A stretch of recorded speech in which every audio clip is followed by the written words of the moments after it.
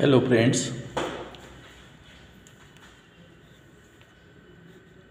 Board प्रश्नपत्रिका 1 August 2023 म्हणजे जे विद्यार्थी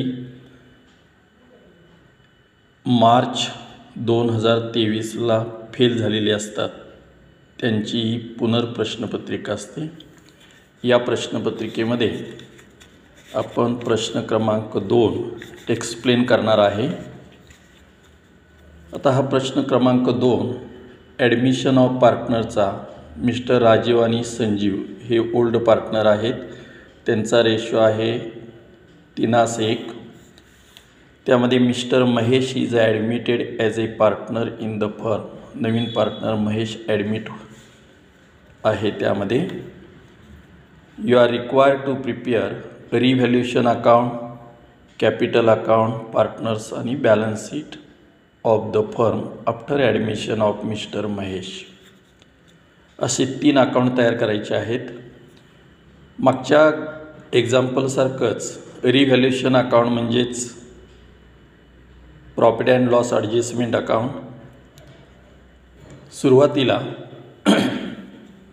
3 अकाउंट तयार करून घ्यायचे। Mister Rajeev capital, mister Sanjeev capital, capital अकाउंटच्या क्रेडिटला घ्यायचं। जनरल रिझर्व 12,000 3:1 या रेशोमध्ये वाटायचं। कॅश बॅलन्स कॅश अकाउंटला घ्यायचा 12,000। Mister Mahesh is admitted as a partner in the firm on the following terms. यामध्ये Mahesh shall have 1/4 share in future profit.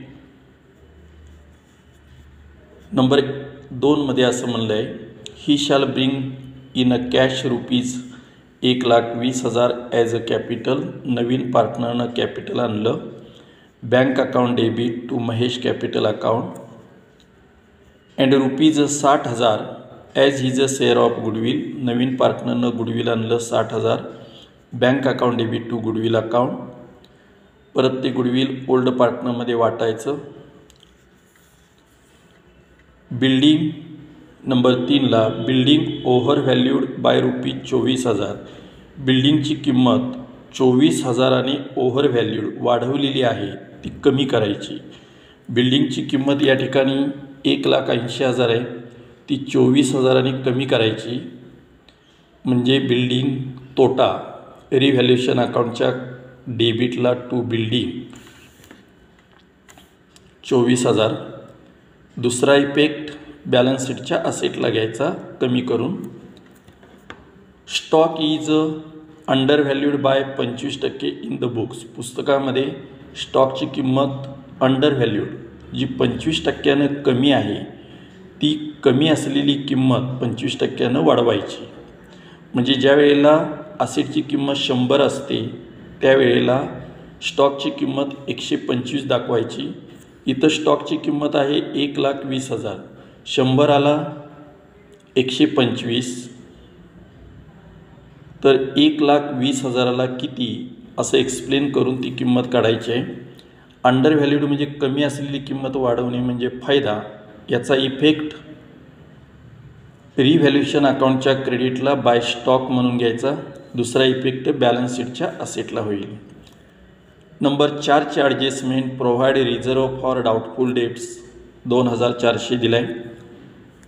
डेटर्समध्ये 93,000 दिलेत। बॅलन्स शीटच्या असेटला घ्यायचे, त्यातून लेस RDD 2,400 आउटवर्डला रक्कम घ्यायची। दुसरा इफेक्ट रिव्हॅल्युएशन अकाउंटच्या डेबिटला टू RDD 2,400। ॲडजस्टमेंट संपल्यानंतर परत ओल्ड बॅलन्स शीट बघायची। ओल्ड बॅलन्स शीटमध्ये कॅपिटल ट्रान्सफर केलं आहे, जनरल रिझर्व ट्रान्सफर केला आहे, सन्ड्री क्रेडिटर्स याचा इफेक्ट केलेला नाही आहे, तो लायबिलिटी बाजूला घ्यायचा। नंतर बिल्डिंगची किंमत रिव्हॅल्यूड झाली, स्टॉकची किंमत रिव्हॅल्यूड झाली, डेटरची किंमत रिव्हॅल्यूड करून घ्यायची आहे। आणि कॅश बॅलन्स, या कॅश बॅलन्समध्ये मूळ किंमत किती आहे 12,000 अधिक नवीन पार्टनरनं आणलेलं कॅपिटल 1,20,000, नवीन पार्टनरनं आणलेलं गुडविल 60,000 असा टोटल कॅश बॅलन्स शीटच्या असेटला घ्यायचा। नंतर रिव्हॅल्युएशन अकाउंट क्लोज करायचं. आलेला फरक, डेबिट बाजूला फरक आला प्रॉफिट, क्रेडिट बाजूला फरक आला लॉस. तो फायदा तोटा ओल्ड पार्टनरमध्ये त्यांच्या 3:1 या रेशोमध्ये वाटायचा. रिव्हॅल्युएशन अकाउंट क्लोज केल्यानंतर कॅपिटल अकाउंट क्लोज करायचं. आलेला फरक टू बॅलन्स कॅरी डाऊन उचलायचा आणि बॅलन्स शीटच्या लायबिलिटीला बाजूला घेऊन ती बॅलन्स शीट क्लोज करायची. अशा प्रकारे ॲडमिशन ऑफ पार्टनर हे 10 मार्काचं गणित टॅली होऊ शकतं. त्याचा टॅली सर्वसाधारण इथं दिला आहे, प्रयत्न करा. 5,98,600. धन्यवाद.